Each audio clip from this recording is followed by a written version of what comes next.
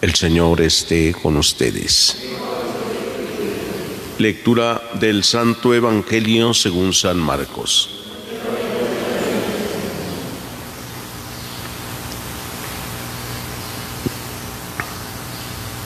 En aquel tiempo llamó Jesús a los 12, los envió de 2 en 2 y les dio poder sobre los espíritus inmundos. Les mandó que no llevaran nada para el camino, ni pan, ni mochila, ni dinero en el cinto, sino únicamente un bastón, sandalias y una sola túnica. Y les dijo: cuando entren en una casa, quédense en ella hasta que se vayan de ese lugar. Si en alguna parte no los reciben y los escuchan, al abandonar ese lugar, sacúdanse el polvo de los pies como una advertencia para ellos. Los discípulos se fueron a predicar la conversión, expulsaban a los demonios, ungían con aceite a los enfermos y los curaban. Palabra del Señor. Pueden sentarse un momentito.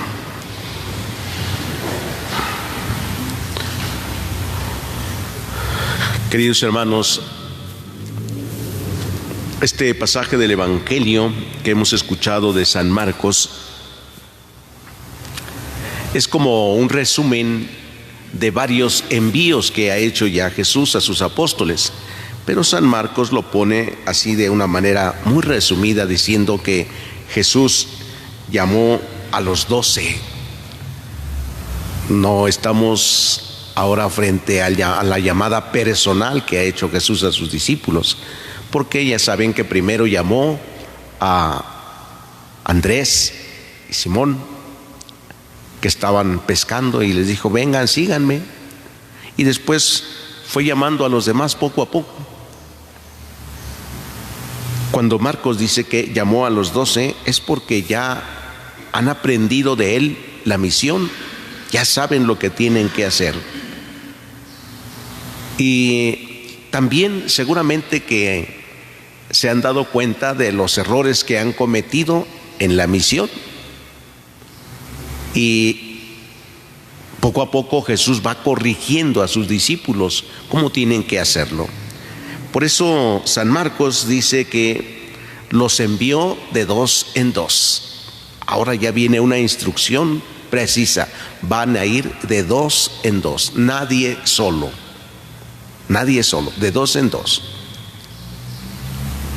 Ya a la enseñanza es que nadie puede caminar solo, nadie puede llevar una enseñanza solo, pues no es propia, se les confía.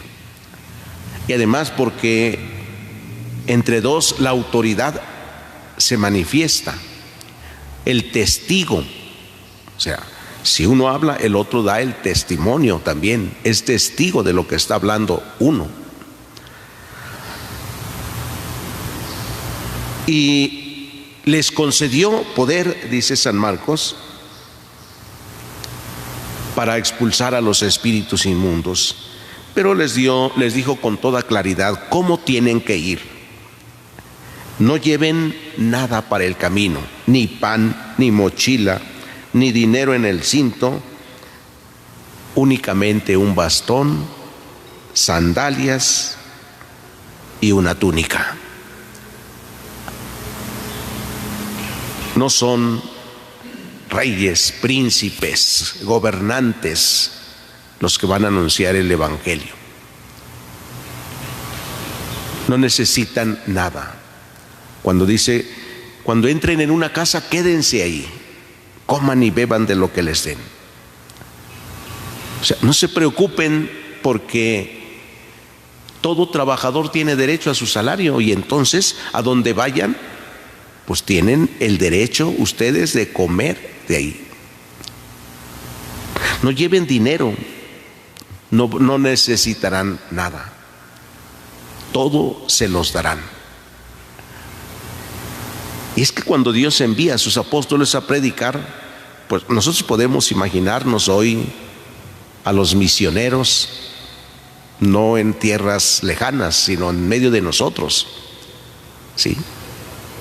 Los misioneros Han de ir para anunciar a Jesús con el testimonio y con la palabra, con la autoridad misma de Jesús, hacer lo mismo que hizo Jesús. Jesús no les enseñó algo que tenían que decir solamente, sino lo que tenían que hacer. ¿Sí?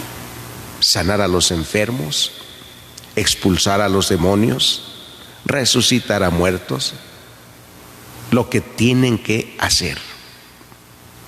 Por eso dice el Evangelio, ellos fueron y predicaron la conversión.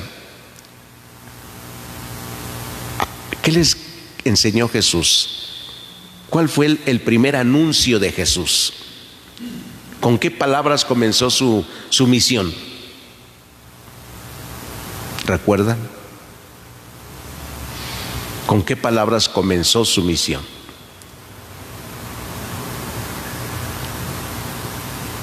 ¿No se acuerdan?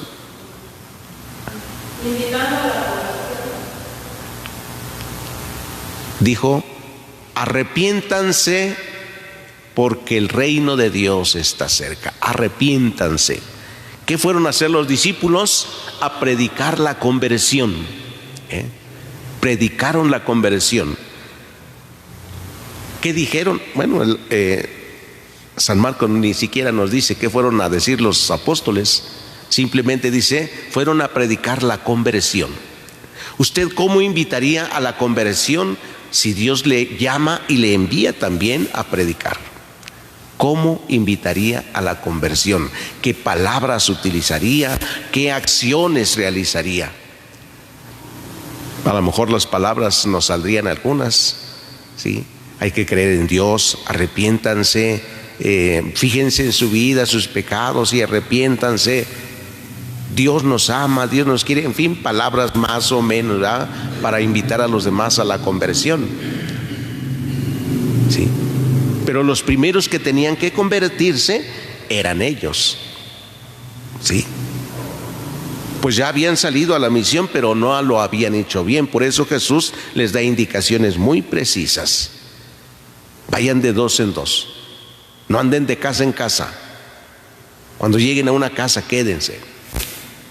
Si no les hacen caso, si no los reciben, ¿qué tienen que hacer? Sacúdanse el polvo de los pies en señal de advertencia. ¿Sí? Imagínense que ustedes van de misión y no los reciben, los apedrean, los insultan, los corren. ¿Cómo salen de ese lugar? ¿Molestos? ¿Enojados? Pues ese es todo el polvo que se nos pega y hay que sacudirnos. O sea, no se puede responder de la misma forma que ellos actúan. O sea, la agresión, la no aceptación, no se puede responder con el mismo enojo. Por ello, cuando vemos nosotros en la vida social también que alguien anda defendiendo los derechos humanos y hacen manifestaciones, y en esas manifestaciones pintarrajean bardas de casas, monumentos históricos, dicen, a ver, este anda defendiendo los derechos, a veces ni son humanos, a veces son derechos de animales, y usted no respeta los derechos que tenemos de ver la limpieza de nuestras calles no pintadas. Usted no respeta el derecho de los demás. ¿Quién le puede creer que usted verdaderamente es un defensor de derechos humanos? Si usted actúa con violencia, si provoca violencia, ¿cómo? ¿Cómo podemos decir a veces que un gobernante verdaderamente le importa el país cuando lo que hace tantas veces es polarizar a la sociedad? Los ricos, los pobres, los ponen contra unos con otros. Y los pobres, cuando empiezan a subir un poquito y a ser de edad media, ya son enemigos de los pobres, ya son enemigos del gobierno, polarizan. Ese no es un buen gobierno. Un buen gobierno es el que suma, une, reconcilia, busca el bien, no de un grupo. Sí. Nosotros al contemplar a Jesús vemos que a nadie desprecia, a nadie. A todos los invita a la conversión. Y basta con ver algunos ejemplos de los que el Evangelio nos habla.